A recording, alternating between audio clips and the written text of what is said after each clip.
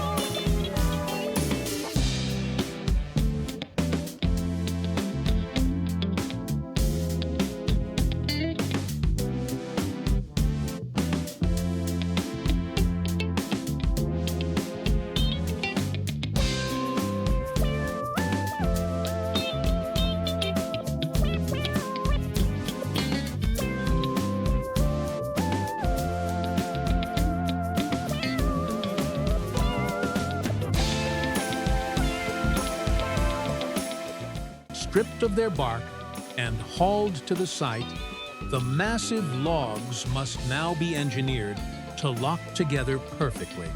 A deep channel is carved along the top center of each structural timber, following a perfectly struck chalk line. This continuous groove relieves internal tension as the green wood slowly dries over the coming years. It forces any inevitable shrinkage, cracking to happen hidden inside the joint, rather than splitting the visible faces of the wall. Furthermore, this trench creates a natural, secure track for the insulation that will eventually sit between the heavy log courses. A single wandering cut here would permanently compromise the airtightness of the entire cabin envelope. Precision is absolute.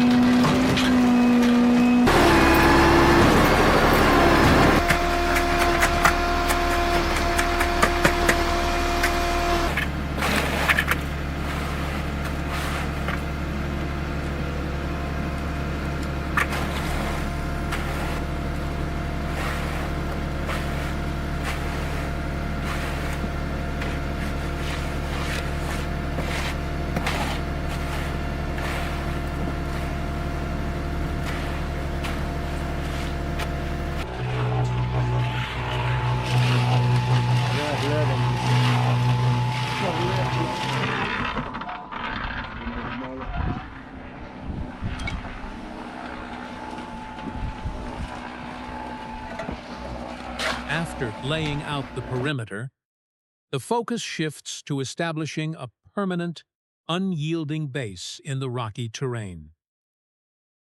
Wooden formwork is erected to contain the heavy concrete footings, braced heavily against the uneven earth to prevent the wet slurry from blowing out the sides under its own hydraulic pressure. Steel rebar grids sit suspended within the forms, providing crucial tensile strength to a material that is naturally prone to cracking under shifting ground loads. As the thick gray mixture is pumped in, it flows over the steel matrix, locking it firmly in place. The surface must be smoothed and leveled immediately, while the cement is highly workable, eliminating trapped air pockets and ensuring a perfectly flat plane for the subsequent block walls. Even slight deviations at this foundational stage will compound exponentially as the log walls rise above. The concrete block courses follow, bringing the foundation out of the mud and creating a level, moisture-resistant barrier between the organic timber and the damp earth. This solid masonry perimeter guarantees the wood will remain dry and rot-free for generations.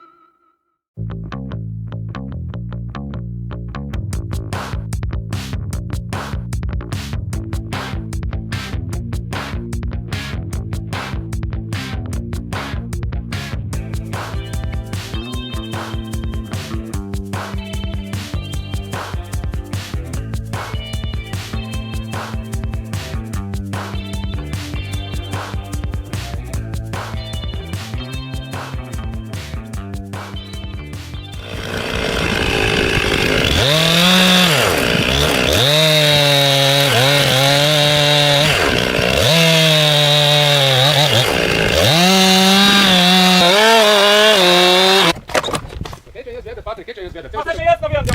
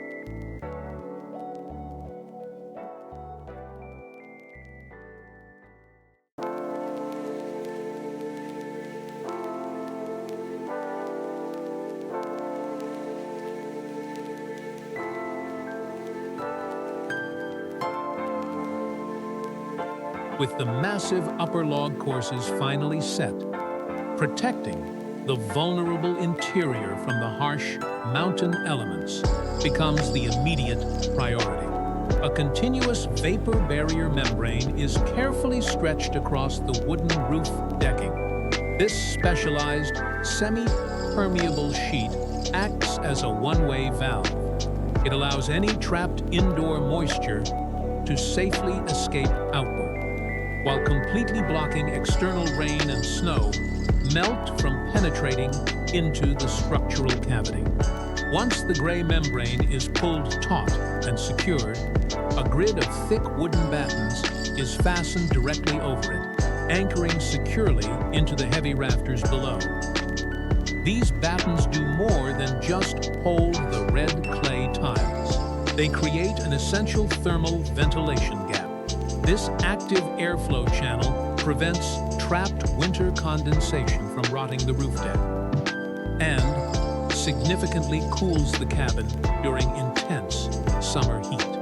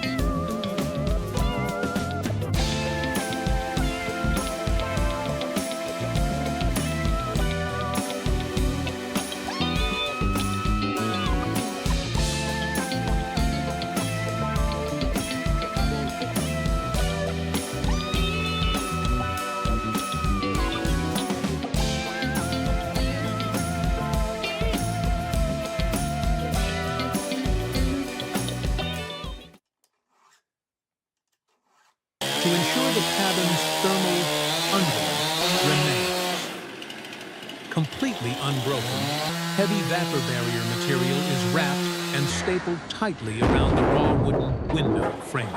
This critical membrane prevents freezing, drafts, and damaging moisture from penetrating the tiny microgaps where the dimensional lumber meets the irregular round logs.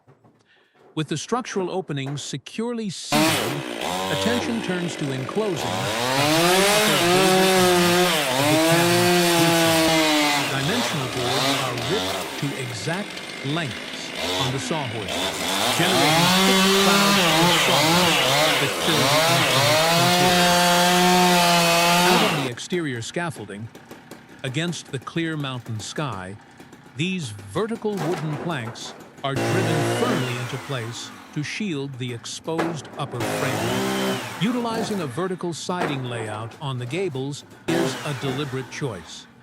It encourages driving rain and melting snow to run off rapidly, preventing water from pooling in horizontal joints and accelerating rot.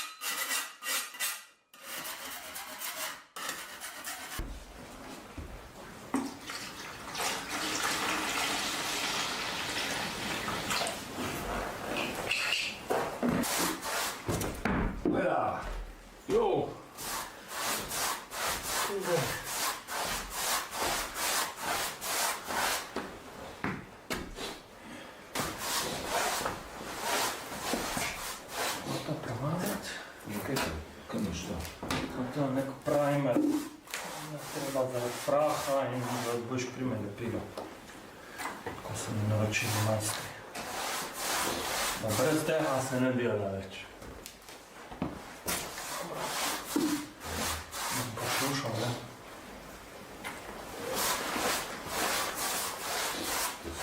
Before any finished flooring can be installed, the cured concrete screed must be meticulously prepped. Sweeping away the fine, abrasive construction dust is critical. Thin-set mortar cannot form a permanent chemical bond with a dirty or contaminated surface. Once the slab is completely clear, a bright red liquid primer is poured out and spread evenly across the porous concrete. This specialized bonding agent acts as a crucial chemical bridge. It penetrates the microscopic pores of the dry screed, sealing the surface to prevent it from rapidly sucking the moisture out of the tile mortar. If the concrete absorbs the water too quickly, the mortar will cure brittle and weak, eventually causing the heavy tiles to crack or pop loose under foot traffic. The distinct red pigment allows the builder to visually confirm that every inch of the floor is fully coated and sealed.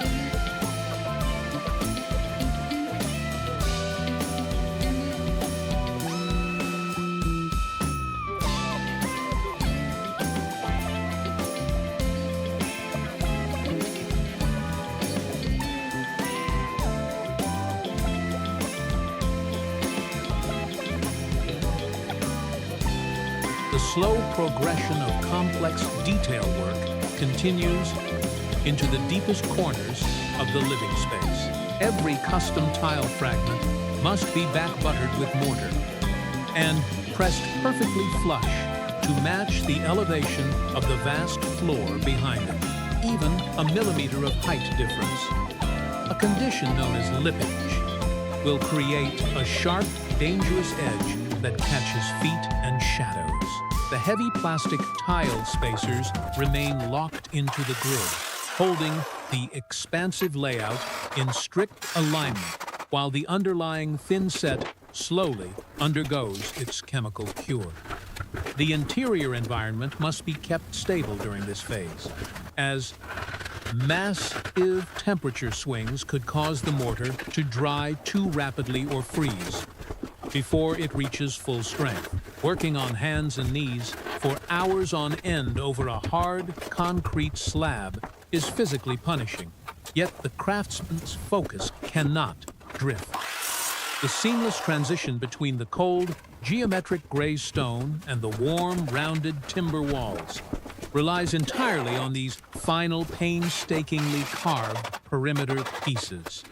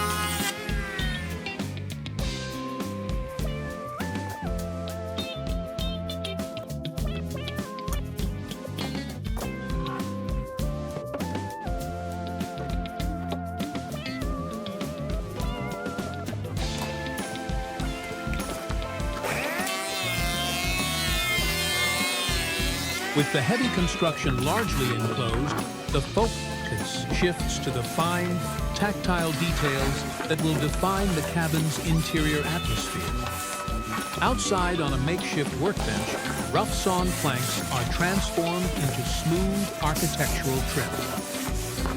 An aggressive angle grinder quickly strips away the jagged, saw marks and hard splinters left over from the mill. Once the edge is shaped, a power planer is driven across the face of the board, shaving off microscopic ribbons of wood to expose a flawless, perfectly flat grain pattern hidden beneath the rough exterior.